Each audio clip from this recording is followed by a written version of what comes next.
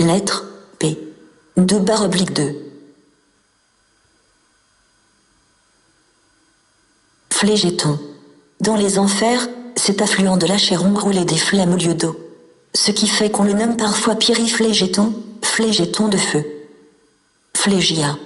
Fille d'Arrée et de Chrysée, selon une des versions, Phlégia fut le héros éponyme des Phlégians et l'un des rois d'Orchomène. Son fils Ixion fut roi des Lapites, et sa fille Coronie, séduite par Apollon, donna le jour à un célèbre fils, Asclépio. Irrité contre le dieu, Phlégia mit le feu à son temple et fut, dit Virgile, puni de cet acte sacrilège par un rigoureux châtiment aux enfers. Phobo. Né de la déesse Aphrodite, Phobo, personnification de la crainte, accompagne son père, Arès, sur les champs de bataille. Il suscite dans le cœur des combattants la lâcheté et les pousse à s'enfuir. On lui connaît un frère, Démo, la terreur. Phocos. Dionyso voulant venger la mort de Dircée frappa par Antiope de folie.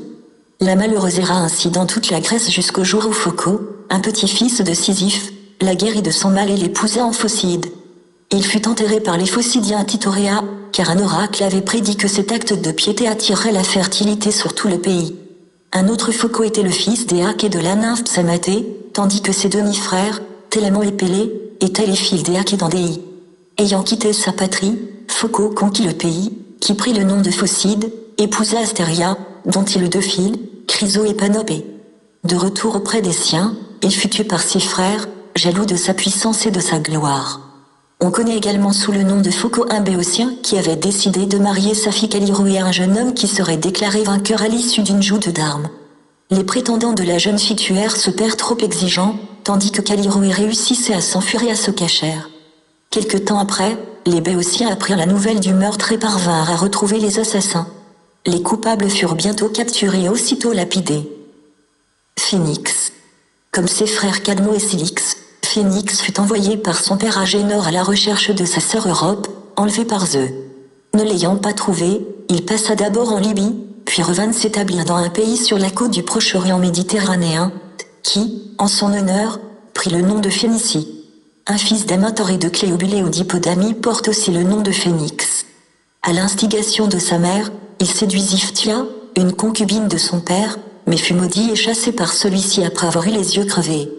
Soigné par le centaure Chiron, Phénix recouvra la vue et fut accueilli ensuite par Pélée, qui le fit roi des Dolopes et lui confia la garde d'Achille. Phénix devait rester profondément attaché au grand héros, qui l'accompagna à Troie. Il tenta même d'adoucir la rancune d'Achille après sa brouille avec Agamemnon. À la mort de son ami, Phénix fit partie de l'ambassade qui alla chercher Néoptolème, afin qu'il continuât l'œuvre de son père à la guerre de Troie. Il mourut pendant le voyage du retour. Phoebé. Fille de Leucippé, Phoebé était la prêtresse d'Athéna. Promise à Ida, son cousin, elle fut enlevée par Pollux, qui l'épousa. La titanide Phoebé est une des divinités primordiales, fille d'Urano et de Gaïa. Unie à Coïo, elle devint mère de Leto et d'Astéria, et par la suite la grand-mère d'Apollon.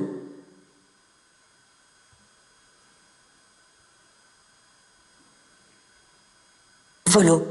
Un jour qu'il passait par l'Épire, Héraclès demanda l'hospitalité à Pholo, un sage et bienveillant centaure, fille de Cyllène et d'une nymphe Amadriade. Volo reçut le héros avec beaucoup d'égards, lui servit un riche repas. Cependant, Héraclès avisa de lui demander d'ouvrir une outre de vin réservée aux centaures. Lorsque ceux-ci humèrent l'odeur enivrante qui s'était répandue dans la campagne, ils furent pris de fureur, assiégèrent la caverne de Pholo et attaquèrent Héraclès qui en tua un grand nombre et mit le reste en fuite. Volo ne prit pas part au combat, mais, en enterrant ses semblables, il se blessa mortellement au pied à l'une des flèches empoisonnées d'Héraclès. Le héros accorda les honneurs funèbres à son involontaire victime et l'ensevelit sous une montagne, qui prit le nom de Pholoé. Phorcie. Divinité marine appartenant à la première génération des dieux, Phorcie est le fils de Ponto et de Gaïa, le frère de Nérée, de Thomas et de Céto, qui l'épousa. De cette union naquirent la plupart des monstres qui hantent les légendes grecques, Scylla, les Gorgones et Chimna, les Hespérides. Phoronée. Selon quelques légendes, Phoronée était le fils du dieu fleuve Inacho et de la nymphe de Mélia. Premier roi d'Argo, il fut aussi le premier à enseigner à ses sujets l'usage du feu. Il épousa la nymphe Cerdo, agrandit son royaume, conquit le Péloponnèse. À sa mort, ses fils Pélasgo, Jaso et Agénor se partagèrent le Péloponnèse, et Car fonda la ville de Mégare. Phrixo. Le pays d'Orchomène était désolé par la sécheresse et la famine. Le roi de la contrée, Atama, décida d'envoyer à Delphes des députés, afin de consulter l'oracle du dieu Apollon. Ino, seconde épouse d'Atama, qui haïssait les enfants du premier lit, Phrixo et Hélé, soudoya les envoyés, qui déclarèrent que le sacrifice de Phrixo était nécessaire à l'apaisement des dieux. L'infortuné put s'enfuir avec sa sœur sur le bélier et la toison d'or, mais seul il parvint en Colchide. Là, le roi Ahutel l'accueillit avec bonté et lui donna même sa fille Chalciopée en mariage. Phili. Cette fille d'un roi de Thrace vit un jour débarquer, dans le royaume de son père, Démophon, où son frère Acama, fils de Thésée, qui revenait de l'expédition contre les Troyens. Il devint son amant. Il la quitta bientôt pour gagner sa patrie. La jeune femme, à son départ, lui confia une cassette qui renfermait, disait-elle, de riches présents destinés au culte de Rhea. Elle lui enjoignit, cependant, de ne pas l'ouvrir tant qu'il n'aurait pas perdu tout espoir de revoir sa maîtresse d'un moment. Démophon s'installa à Chyprée. Il oublia Phili.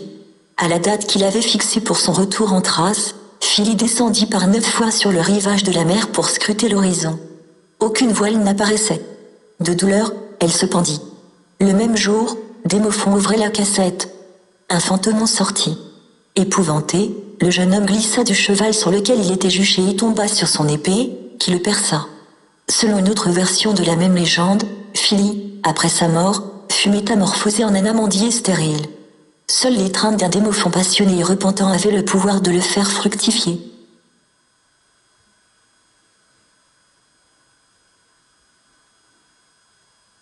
Picu. D'après les mythographes anciens, ce roi du Latium, fils de Saturne et époux de la nymphe Canon, aurait rendu des oracles avec le concours de l'oiseau pivert. Selon d'autres versions, dont les thèmes mythologiques sont plus fournis, dédaignant les avances charmeuses de Circé, il serait tombé amoureux de Pomone. De dépit, la magicienne l'aurait métamorphosé en pivert. Cependant, il aurait conservé sous cette forme ses dons de prophétie et notamment son pouvoir de prévoir la pluie. Aussi, il avait auprès des paysans romains le prestige d'une divinité agreste, qui protège les champs contre la sécheresse et assure la pâture du troupeau. Pierie.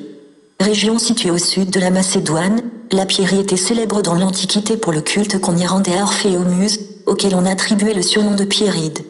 On connaît, à ce propos, une légende qui fait des 9 Pierrides les filles de Pierrot, roi de Macédoine, et d'Évipée. Elles osèrent comparer leur talent musical à celui des Muses, et furent vaincues par celles-ci dans un concours de chant. En punition de leur orgueil, elles furent métamorphosées en pie. Pierre sacrée. Désignées souvent sous le nom de Béthyle, les pierrots les aérolites étaient, à l'origine, considérés comme la demeure d'un dieu ou comme sa représentation. À chaque dieu est dédiée une pierre de forme particulière. Éloé cubique pour Cybèle, rectangulaire pour Hermès, en forme de borne pour Mercure, divinité des routes. La pierre sacrée rappelle aussi dans la mythologie certaines actions des dieux ou des hommes. Ainsi, la pierre sonore de Mégare, où Apollon posa sa lyre, la pierre dont Anaxar était pris l'apparence ou bien la célèbre pierre que Crono avala à la place de son fils Zeus. À Trézène, on montra longtemps la pierre sur laquelle s'étaient assis les 9 juges chargés de purifier Oreste. Piété. En honneur principalement chez les Romains, cette divinité allégorique symbolisait l'affection que l'homme devait porter à ses semblables, à ses parents, à ses amis aux dieux et, plus tard, au génie de l'empereur, dont la piété devint le puissant symbole. Cette divinité portait les attributs de l'opulence, la corne d'abondance, et de la fidélité, la cigogne. Pilumnu. Ancienne divinité romaine, Pilumnu, sur lequel on ne connaît guère de légende, présidait aux naissances. Il était entouré d'attributs divers comme un balai, un pilon et une hache. Pilumnu fut, plus tard, vénéré comme un dieu de la culture, et son culte fut parfois associé à celui de son frère Picumnu. Le pilon représentait alors le blé qu'on moud, et la hache les terres que l'on défriche. Pyrène. Cette célèbre fontaine de Corinthe, un des hauts lieux légendaires de la Grèce, était habitée par la nymphe Pyrène, fille du dieu fleuve Asopo. Elle fut métamorphosée en fontaine, tant elle avait versé de pleurs sur la mort d'un de ses fils. Selon une autre légende, la source de cette fontaine qui jaillissait du rocher de l'Acre Corinthe avait été donnée à Sisyphe par le dieu fleuve Asopo, qui avait appris de ce roi le nom du ravisseur de sa fille Égine.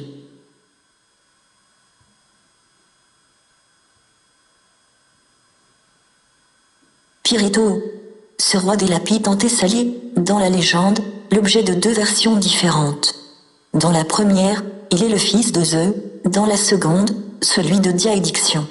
En entendant parler de Thésée, dont on vantait les exploits par toute la Grèce, il fut pris d'une violente jalousie et voulut voir si cette gloire n'était pas surfaite. Il vola une partie du troupeau de Thésée en manière de provocation. Thésée s'apprêta à combattre Pirithous. Mais celui-ci, séduit par le héros, déposa les armes et se déclara son esclave. Thésée en fit son ami. Ensemble, ils descendirent aux enfers dans le dessein insensé de séduire Perséphone et de la ravir à son époux Hadès. Puni pour cet acte impie, Pirithous ne devait jamais revoir la terre. Pithée, roi de Trézène et fils de Pélope et d'Hippodamie, Pithée était connu pour sa science, sa sagesse, ses dons de prophétie. Ainsi, il avait appris par un oracle que le fils qui serait engendré par Égée aurait un nom glorieux. Aussi, après avoir grisé le roi d'Athènes son hôte, il le plaça dans le lit de sa fille Hétra. Thésée naquit de cette union involontaire, et Pithée eut ainsi la joie et l'orgueil de devenir le grand-père du héros. Plus tard, Hippolyte, fils de Thésée, fut confié à la garde de son aïeul et lui succéda sur le trône de Trézène. Pléiades. Divers récits commentent le mythe des 7 sœurs, Maïa, Électre, Thégète, Astéropée, Méropée, Alcyone et Célano, filles d'Atlas et de Pléionée, qui forment la constellation des Pléiades. Selon une tradition béotienne, Zeus les plaça au nombre des étoiles après les avoir changées en colombes pour les soustraire à Orion, qui les poursuivait.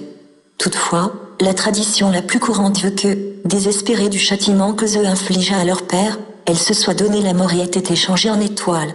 Leur apparition au printemps en mai, les latins les nomment Virgiliae, du mot vert, printemps, indique aux marins qui cherchent sa route dans les cieux la saison propice à la navigation. Pléiade est en effet dérivé d'un mot grec qui signifie naviguer, et leur disparition au commencement de novembre signale le début du gros temps, dangereux pour les navires.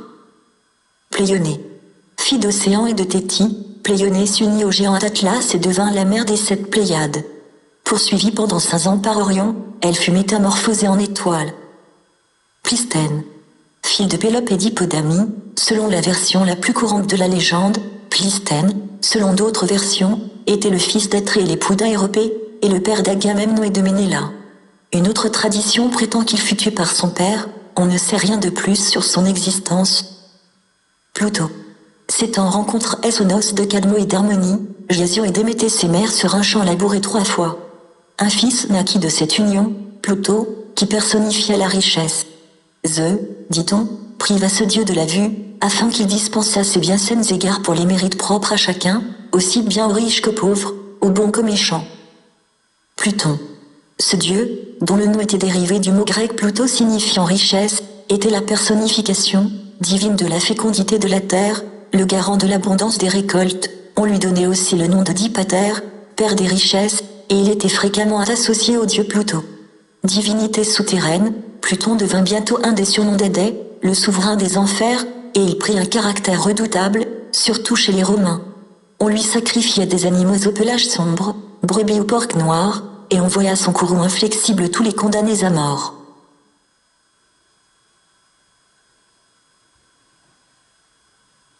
Podalerio. Ce fils d'Asclépio partit contre Troie avec son frère Macaon à la tête d'une compagnie de Thessaliens. Aussi habile que son père dans l'art de la médecine, il mit ses dons au service des Grecs pendant toute la guerre, et fut le seul avec Macaon à pouvoir guérir l'affreuse blessure de Philoctète. Après la victoire de ses compatriotes, Podalerio quitta Troie avec Calcha, Amphilochos et quelques autres héros. Il parvint par voie de terre à Colophon, où mourut Calcha. Il consulta ensuite l'oracle de Delphes, qui lui conseilla de s'établir dans un pays où le ciel tombait sur la terre. Après beaucoup de réflexions, Podalerio s'établit en Caria-Cirno, où il épousa Cirna, la fille du roi. Le territoire de ce dernier était en effet entouré de montagnes telles que leur sommet semblait soutenir le ciel. Podarché.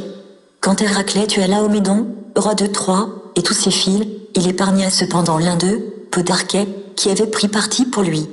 Le jeune homme fut par la suite racheté par Hésione, et il prit le nom de Priam, puis il monta sur le trône de Troie. On connaît sous ce nom le fils d'Iphiclo et le petit-fils de Philaco, roi de Philacar en Thessalie. Il commandait un corps de Thessaliens au siège de Troie, où il fut tué par Penthésélé, la reine des Amazones. Polymnie. On accorde à cette muse, ordinairement saines attributions précises, le titre d', inspiratrice des hymnes héroïques et divins. Pourtant, Comme la statuaire la représente en général dans une attitude pensive, on l'assimile parfois à Mnémosyne, déesse de la mémoire dont elle serait la fille. Polyade. On donna ce nom au dieu protecteur d'une cité, Poly, en grec. Athéna était adorée à Athènes sous cette désignation, en tant que protectrice de l'acropole, noyau de la cité. Pollux. L'un des Dioscures, fils de Léda et de Zeus, frère de Castor. Polybo. Ce roi de Corinthe recueillit Oedipe abandonné et l'éleva comme son fils. Oedipe grandit et apprit l'affreuse fatalité qui s'attachait à sa vie et pesait sur son père et sa mère, il devait en effet tuer l'un et épouser l'autre. Pensant que Polybo et son épouse Périboéa étaient ses véritables parents, le malheureux les quitta aussitôt. Après avoir tué Laïo et épousé Jocaste, Oedipe reçut une lettre de Périboéa, qui lui annonçait la mort de Polybo et lui révélait le secret de sa naissance ainsi que les circonstances de son adoption. On connaît Pément sous le nom de Polybo, un roi d'Égypte qui hébergea Hélène et Ménéla. Polybo est un roi de Sicyone, à qui succéda Adraste avant de monter sur le trône d'Argo. Polybothée. Avec les autres géants ses frères, Polybothée participa à la guerre contre les dieux de l'Olympe. Poséidon cassa de son trident un morceau de l'île de Cos et le jeta contre Polybothée, qui fut écrasé sous le poids des roches. Ainsi naquit une nouvelle île, celle de Nisiro. Polydama. Fils du Troyen Pantoo et de Phrontie, Polydama était le frère de Phorbe. Il se lia d'amitié avec le héros Hector, dont il fut en quelque sorte le conseiller stratégique et auquel il prêta maintes fois, au cours des combats, son concours. Polydectée. Ce roi de Sérifo accorda l'hospitalité à Danaé et à Persée. Mais il voulut séduire Danaé. Persée, pour le punir de cette outrage, lui présenta la tête de la Méduse et le pétrifia. À sa mort, le royaume revint à son frère Dictys.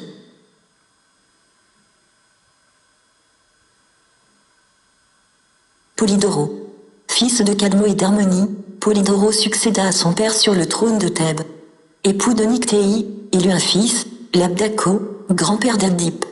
On connaît un autre Polydoro, fils de Priam et de Laotoé. Il fut tué par Achille au cours de la guerre de Troie. Cependant, des versions postérieures prétendent que Polydoro était le fils de Priam et d'Écube. Tout jeune, il fut confié au roi de Thrace, Polymystor, qui reçut également en garde les trésors de la ville de Troie. Après le sac de cette ville, voulant s'emparer des richesses, le roi égorgea Polydoro et jeta son cadavre à la mer. Les flots rejetèrent le corps sur les côtes de la Troade, où il fut découvert et reconnu par Écube. Une autre tradition, rapportée par les tragiques, raconte que Polydoro fut confié à sa sœur Ionnée, épouse de Polymystor. La reine éleva son frère, en faisant croire que son fils Déipyle était Polydoro. Polymystor, sur ordre des Grecs, tua son propre fils en croyant faire périr Polydoro. Alors, ce dernier incita sa sœur à se venger de ce meurtre et à massacrer son époux. Polymystor. Roi de Chersonèse en Thrace, Polymystor fut marié à Ionnée, une fille du roi Priam. Les époux, au cours de la guerre de Troie, reçurent la garde du trésor de Troie et celle du jeune Polydoro, un des fils de Priam et d'Écube. Ils l'élevèrent comme leur propre enfant au moment de la chute de la cité. Polymystor voulut tuer Polydoro, mais il se trompa et égorgea son propre fils Déipyle. Ionnée, pour se venger, tua son époux meurtrier. On dit aussi que Polymystor, convoitant l'or qui lui avait été confié, obtint des Grecs, en échange du meurtre de Polydoro, le droit de conserver les richesses. Le corps du jeune enfant jeté à la mer échoua sur le rivage de la Troade et fut aperçu par Écube. Celle-ci convoqua alors Polymystor sous un faux prétexte et lui arracha les yeux. On raconte enfin que, prisonnier des Grecs, Polydoro était destiné à être échangé contre Hélène. Mais les Troyens ayant refusé ce marché, Polydoro aurait été lapidé. Polynice. Ce personnage, qui appartient aux légendes thébaines, était né de l'union incestueuse de Jocaste et d'Agdippe.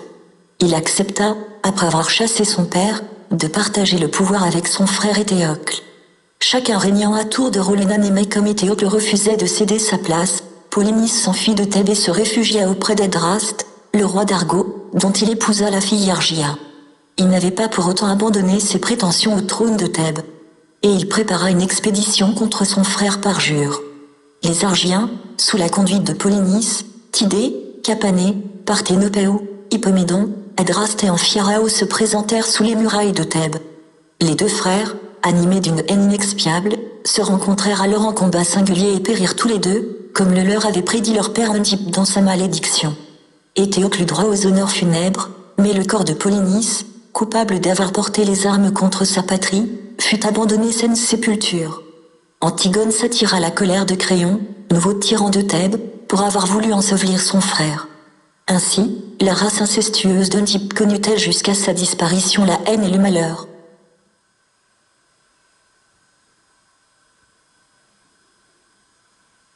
Polyphème. Fils d'Élato-Édipée, ce lapide participa à l'expédition des Argonautes et s'installa ensuite en Mysie, où il bâtit la cité de Scio, sur laquelle il régna jusqu'à sa mort, survenue au cours d'une bataille contre les Chalybes, un des peuples du Pont. On connaît un autre Polyphème, bien plus célèbre que le précédent. Fils de Poséidon et de la nymphe Théosa, ce cyclope était un monstre gigantesque, qui n'avait qu'un œil au milieu du front et se nourrissait de chair humaine. Il demeurait dans une caverne, non loin du mont Etna, et faisait paître son énorme troupeau de moutons sur la montagne. Il avait eu un amour malheureux pour Galatée, amante d'Acie, et s'était vengé cruellement des deux jeunes gens. Mais il est surtout connu pour sa lutte contre Ulysse. Le héros aborda en effet sur ses terres avec quelques hommes et lui demanda l'hospitalité. Pour toute réponse, Polyphème saisit 2 compagnons d'Ulysse, et, après les avoir tués, il les dévora en faisant craquer les os des malheureux entre ses formidables mâchoires. Ensuite, il enferma tous les autres marins dans un antre, et en bloqua l'entrée par une grosse pierre. Le lendemain matin, il mangea 2 autres prisonniers et, au soir, 2 autres encore. C'est alors qu'il but le vin que lui présentait Ulysse et que, sous l'effet de l'ivresse, il s'endormit. Aussitôt, le héros fit rougir au feu le bois énorme d'un tronc d'arbre, et, aidé par le reste de ses compagnons, il le planta dans l'œil du cyclope. Polyphème poussa un horrible cri, il était aveugle. Pour sortir de la caverne, Ulysse et ses compagnons s'accrochèrent fortement sous le ventre des brebis et purent être rendus sans dommage à la liberté malgré la vigilance de Polyphème, qui, de la main, caressait le dos des bêtes afin de s'assurer qu'aucune n'emportait ses hôtes sur son dos. Lorsqu'ils firent voile vers la haute mer, Ulysse et ses compagnons lancèrent des injures à l'adresse de Polyphème, qui, dans sa rage, jeta d'énormes rocs contre leur navire. Puis le cyclope appela ses frères à son aide contre personne, tel était le nom sous lequel Ulysse s'était prudemment nommé. Le croyant devenu fou, les autres cyclopes l'abandonnèrent et le malheureux n'eut plus qu'à implorer la vengeance de son père Poséidon. Le dieu, en effet, déchaîna sur Ulysse une série de redoutables tempêtes. Polypoété. Fils de Pirito et d'Hippodamie, Polypoété succéda à son père comme roi des Lapides en Thessalie. Prétendant d'Hélène, il prit part à ce titre à la guerre de Troie et se signala par sa vaillance combat, en mettant à mort de nombreux héros troyens. Enfin, il figura au nombre des Grecs qui s'installèrent dans les flancs du cheval de Troie. On connaît aussi un Polypoété, fils d'Ulysse et de Calydicée, à laquelle il succéda sur le trône du pays des Thesprotes en Épire. Polyxène. La plus jeune des filles de Priam et d'Écube, Polyxène, fut mêlée à certains épisodes de la guerre de Troie, dont des traditions postérieures à l'Iliade se sont fait l'écho. Achille, en effet, s'est pris pour elle d'un vil amour lorsqu'elle vint le trouver, en compagnie de Priam et d'Écube, pour lui réclamer le corps de son frère Hector. On raconte que, pour obtenir sa main, Achille se montra prêt à trahir les siens, soit en retournant aussitôt en Grèce, soit en s'engageant dans les rangs des Troyens. Mais Paris veillait, il tua le héros. Au moment du sac de Troie, l'ombre d'Achille apparut aux Grecs et leur demanda de sacrifier Polyxène. Sur son tombeau, Néoptolème, le propre fils d'Achille, s'acquitta de cet ordre pour apaiser les mânes tourmentés de son père.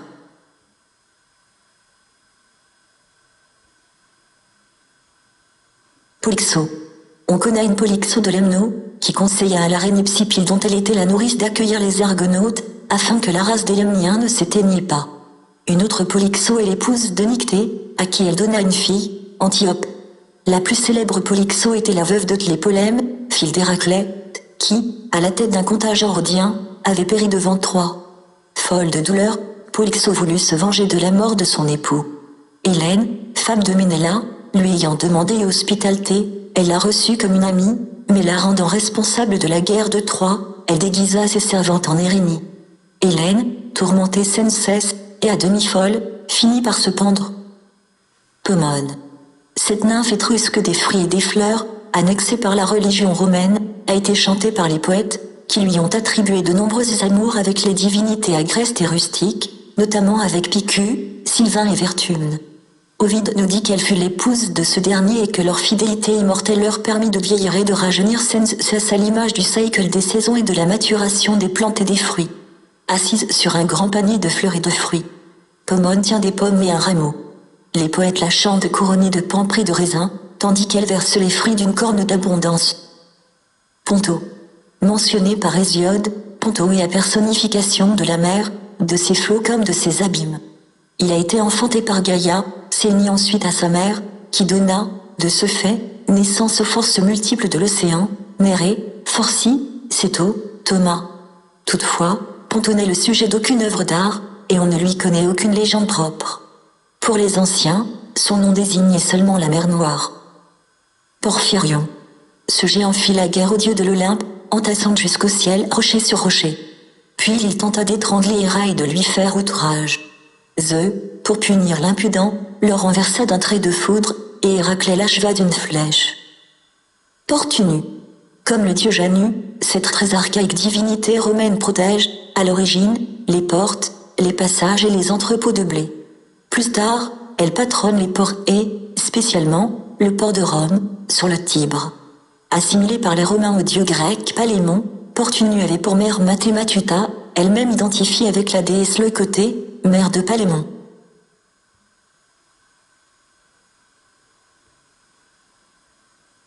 Poséidon.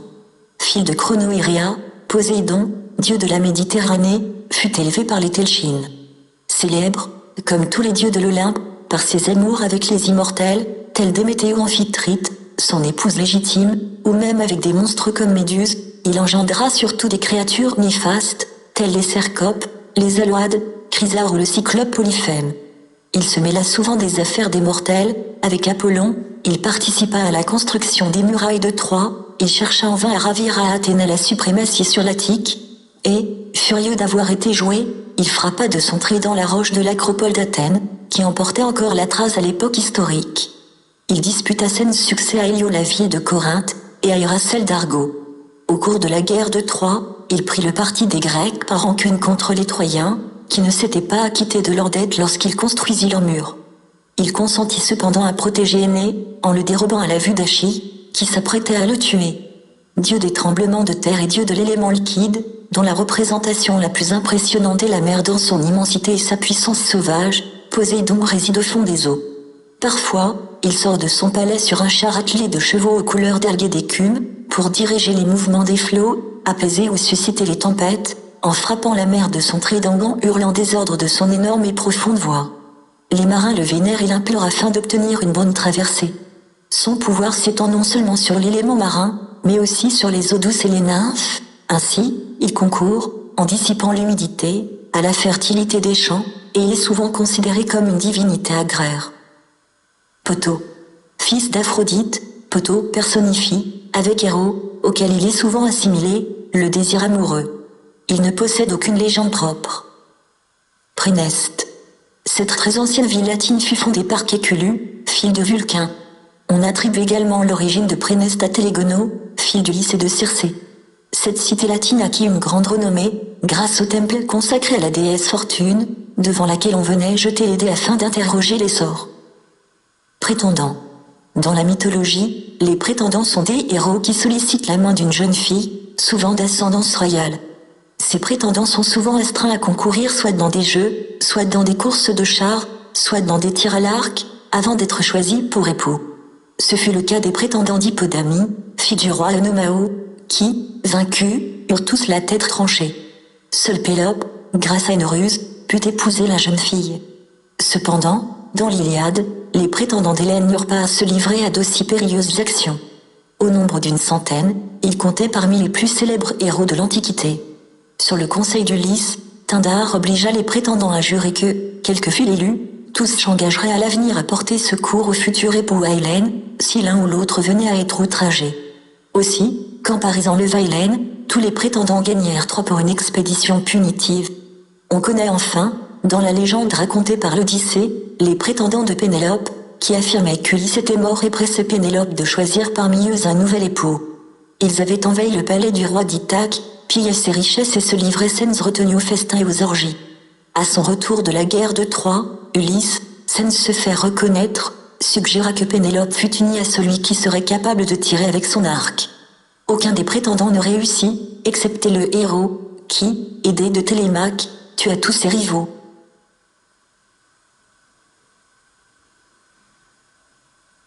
Priam. Ce roi des Minyans s'appelait primitivement Podarkais, c'est-à-dire pied léger.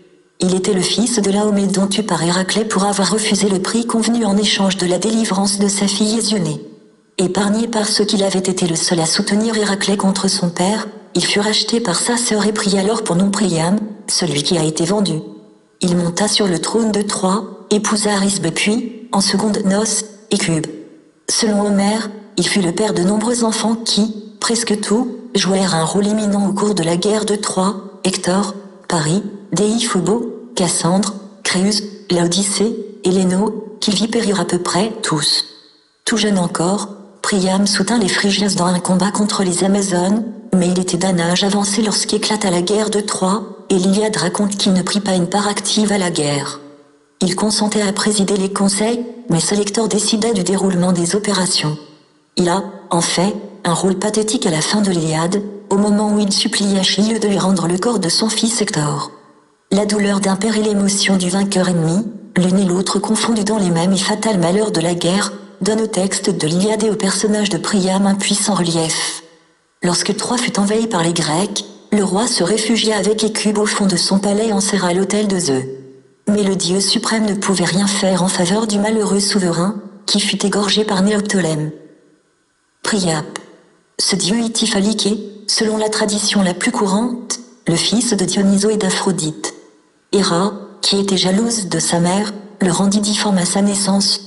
Craignant de se ridiculiser, Aphrodite abandonna son fils sur les contrées riveraines de l'Hellespont, où son culte se localisa principalement à Lampsaque.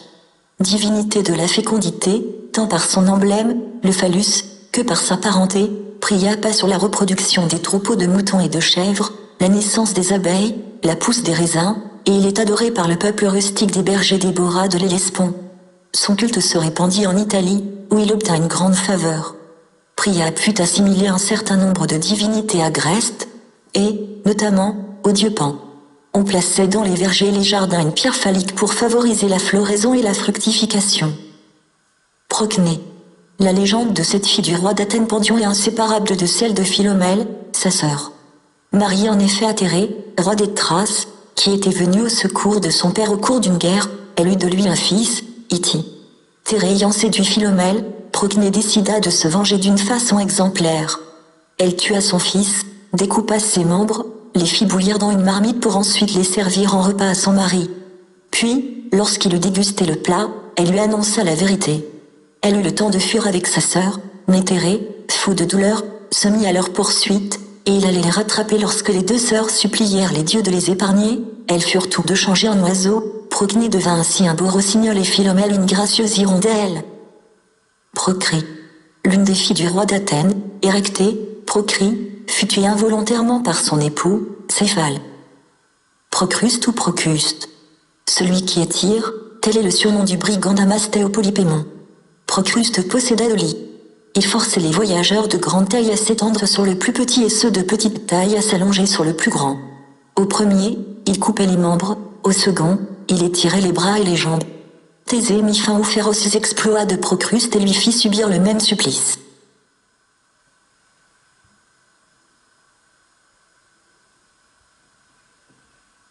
Proétide.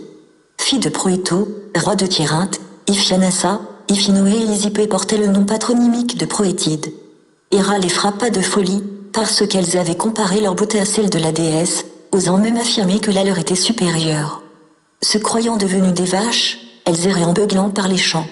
On dit aussi que cette punition leur fut infligée par Dionyso, qui leur reprochait de dédaigner son culte. Le devin Mélampou réussit à guérir les Proétides et devint un roi de la moitié du territoire gouverné par Proéto. Proéto. Fils d'Abba, Proéto dispute le royaume d'Argo à son frère jumeau Acrysio. Il en fut chassé et se retira à la cour du roi de Lycie, Jobaté. Il épousa une des filles de ce dernier, Sténébé, qui lui donna 3 filles connues sous le nom général des Proétides. Il leva ensuite une armée et fit pression sur son frère Acrysio, qui finit par consentir à lui céder une part de son territoire, celui de Tirynthe. Là, Proéto joua un rôle dans la légende de Bellérophon. Il purifia en effet le héros d'un meurtre. Toutefois, sur une fausse accusation de son épouse, il envoya cet hôte chez son beau-père Jobaté, pour qu'il fût mis à mort. Jobaté refusa, mais soumit le héros aux plus dangereuses épreuves. Prométhée. Fils du titan Japet et de Clyménée, frère d'Atlas, de Ménoétio et d'Épiméthée, Prométhée était un géant dont Zeus redouta toujours la puissance. Prophète, inventeur, il créa d'un bloc d'argile mêlé d'eau le premier homme. Ne voulant pas laisser sa créature démunie de tout, il alla dérober au char du soleil une étincelle qu'il cacha dans la tige d'une férule, et de retour sur la terre, il offrit cette source du feu divin aux hommes qui, en son absence, s'étaient multipliés non content de ce premier exploit et de cette injure faite à la puissance souveraine de Zeus, il en imagina un second. Il tua et dépeça un taureau. D'un côté, il étala la chair, la moelle, les entrailles, qu'il recouvrit de la peau de la bête, de l'autre, il posa les os, sur lesquels il plaça la graisse de l'animal. Prométhée offrit alors à Zeus de s'attribuer l'une des deux parts, l'autre allant aux hommes. Zeus, attiré par la blancheur de la graisse, choisit celle qui ne renfermait que les os. Ayant été ainsi joué, Zeus décida de se venger des mortels et de Prométhée. Au premier, il envoya Pandore, belle jeune femme créée par Héphaïsto, qui répandit tous les malheurs sur la terre. En ouvrant sa fameuse boîte au second, il dépêcha Héphaïsto. Prométhée fut enchaîné par le dieu sur le plus haut sommet du mont Caucase, où, chaque jour, pendant des siècles, un aigle vint ronger le foie sans cesse renaissant du malheureux. Pour avoir averti Zeus de ne pas épouser Théti, si le dieu ne voulait pas avoir un fils qui le détrônerait, Prométhée eut droit à la clémence de son maître. Héraclès tua le rapace d'une de ses flèches et délivra le géant. Cependant, Zeus lui imposa l'obligation de toujours porter au doigt un anneau de fer attaché à un petit morceau de roche. Par la suite, Prométhée acquit l'immortalité, que lui céda le centaure Chiron.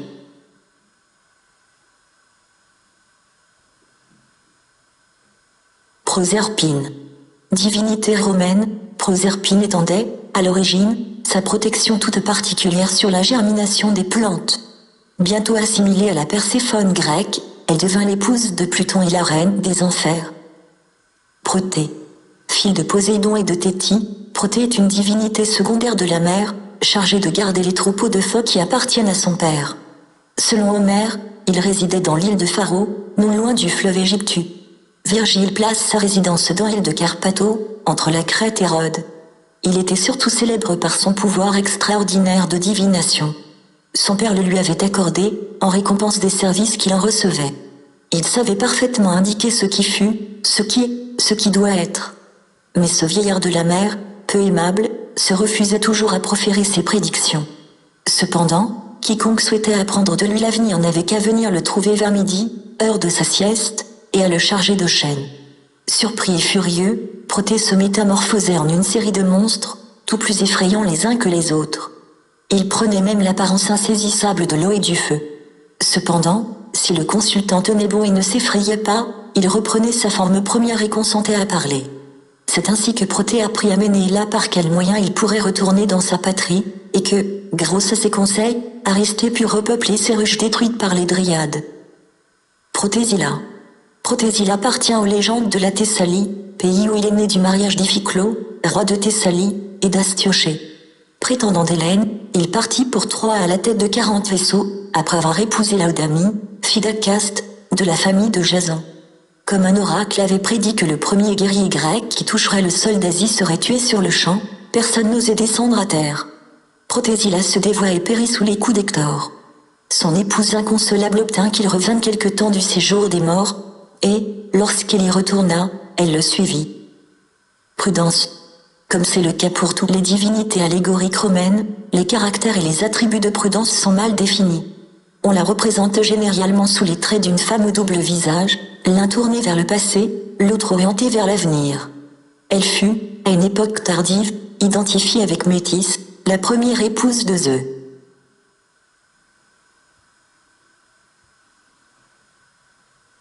Psyché. Dans les Métamorphoses, Apulée raconte que Psyché était la plus jeune et la plus belle des 3 filles d'un roi. Tous les sujets du royaume se pressaient autour d'elle pour l'admirer, et lui rendaient même un culte, oubliant les marques de dévotion qu'il devait à Vénus. La déesse de l'amour en conçut alors une jalousie vengeresse et appela son fils Cupidon à son aide, lui demandant d'inspirer à Psyché de l'amour pour le plus laid et le plus méprisable des hommes. Cupidon banda son arc et s'envola vers la jeune fille. Mais il fut tellement frappé par sa beauté qu'il s'éprit d'elle et n'exécuta pas les ordres de sa divine mère. Tandis que les 2 sœurs de Psyché épousaient de riches personnages, la belle jeune fille ne se décidait pour aucun prétendant.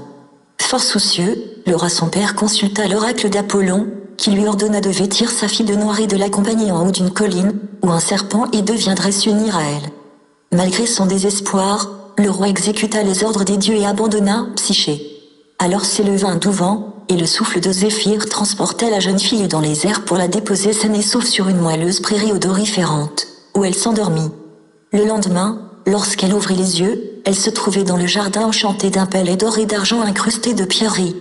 Elle s'approcha, inquiète et curieuse, de la demeure inconnue et entendit le son d'une voix, qui l'invitait à pénétrer dans la riche demeure. Elle poussa la porte et trouva dans des salles luxueuses un bain tout préparé, un dîner et un lit somptueux, où elle s'étendit au commencement de la nuit. Elle se rendit compte, peu après, d'une présence à ses côtés, et elle crut que c'était le mari dont lui avait parlé l'oracle. Cet époux amoureux et tendre demanda à Psyché de ne pas tenter de le regarder. La jeune fille, en outre, obtint bientôt la permission de regagner quelques jours ses foyers et de revoir ses parents. Mais ses sœurs, en la voyant si heureuse, tentèrent d'insinuer le doute dans son cœur et lui déclarèrent que, dans les ténèbres de la nuit, elle devait certainement s'unir à un monstre. Bouleversée, Psyché, de la nuit qui suivit son retour dans le palais, s'approcha de son époux endormi et l'éclaira d'une lampe. Au lieu d'un monstre, elle distingua Cupidon, le plus beau et le plus aimable des dieux. Éblouie, elle avança la lampe plus près encore, et une goutte d'huile bouillante tomba alors sur l'épaule de son divin époux. Celui-ci s'éveilla en sursaut, reprocha à Psyché sa méfiance et disparut. Folle de douleur, l'infortunée ira à sa recherche et s'adressa finalement à Vénus. La déesse, trop heureuse de se venger, retint Psyché à son service comme esclave et lui imposa des travaux rudes et humiliants. Mais aucune tâche ne semblait impossible à la jeune femme, tant son amour lui donnait du courage et de la persévérance. Avec l'aide des fourmis, elle tria des graines de toute espèce, que Vénus avait mélangées. Elle rapporta la laine d'or de moutons féroces. Grâce au concours d'un aigle, elle put puiser l'eau de la source du Styx, réputée inaccessible. Amadou et Cerbère et parvenir jusqu'au trône de Proserpine, au plus profond des enfers, pour apporter à Vénus un peu de la beauté de la reine des ombres.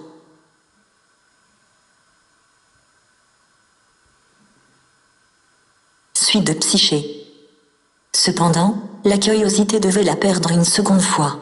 Elle ouvrit une boîte que lui avait remise Proserpine et sombra dans un profond sommeil.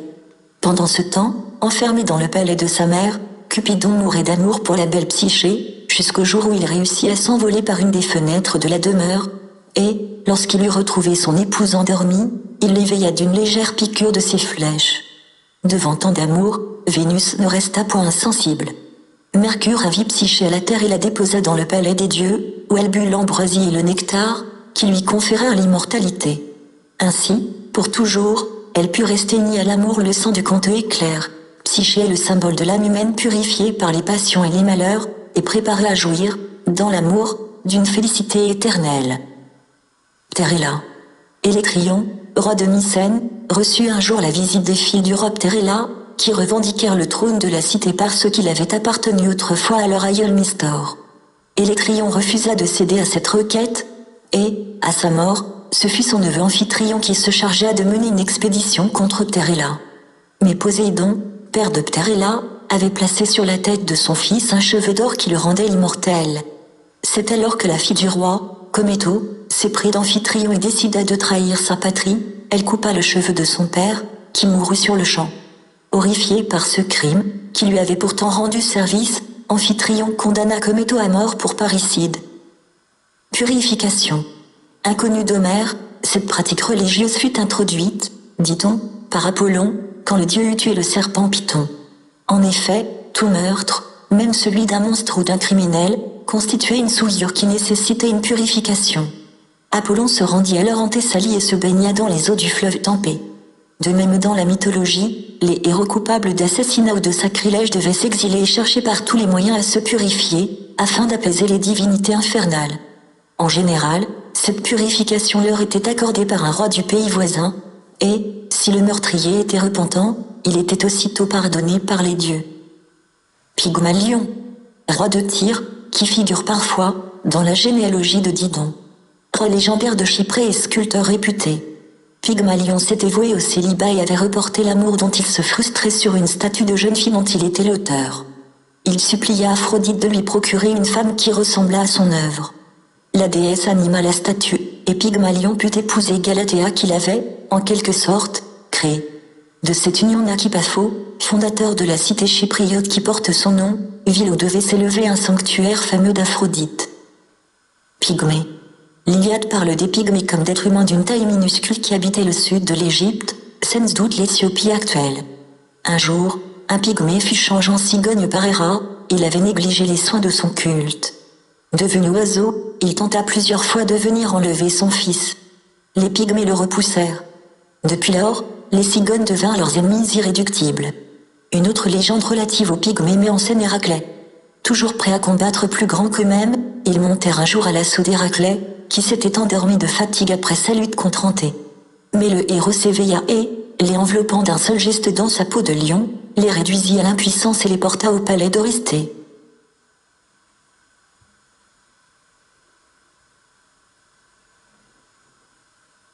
Pylade. Recueilli, après le meurtre de son père Agamemnon, par le roi de Phocide Strophio, Oreste fut élevé avec son cousin Pylade. L'amitié qui naquit entre les deux héros fut si fidèle qu'elle devint proverbiale. Pylade fut l'un des instigateurs du meurtre de Clytemnestre, mais il n'abandonna pas Oreste quand celui-ci, après son crime, fut trappé de démence et poursuivi par les Érynies. Il fut récompensé de son dévouement, Oreste, devenu roi d'Argo, lui accorda la main de sa sœur Électre. Deux filles lui naquirent, Médon et Strophio. Pyrame. D'après Ovide, Pyrame et Thisbé étaient deux jeunes gens de Babylone qui s'aimaient tendrement. Ils habitaient deux maisons contiguës et pouvaient se contempler à travers la fente du mur qui les séparait. Cependant, leurs parents refusaient de les marier. Un jour, ils se donnaient rendez-vous au pied d'un mûrier blanc. Thisbé arriva en avance et fut surprise par une lionne, elle réussit à s'enfuir, mais elle perdit son voile, que l'animal souilla de sang.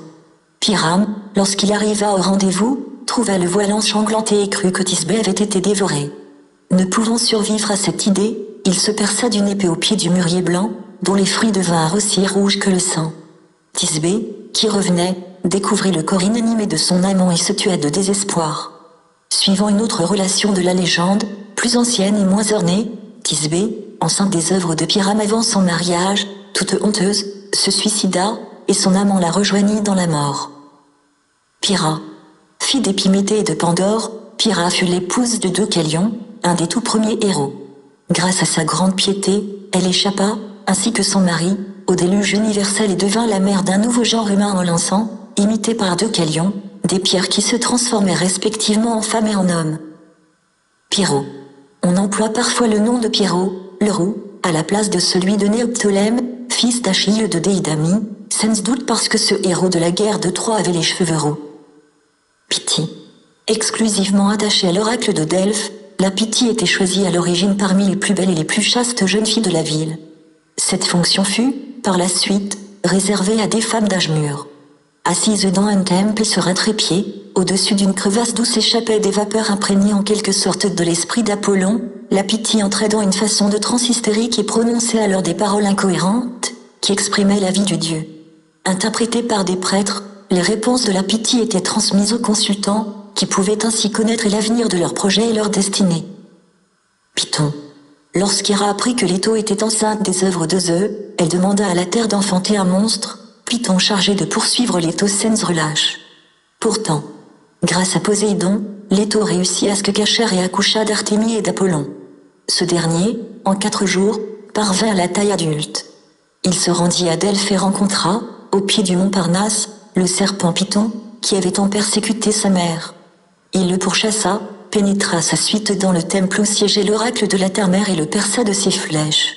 Selon une autre légende, les prêtres hyperboréens, Pasazo et Agiao, fondèrent la suprématie de l'oracle d'Apollon sur celui de la terre-mère.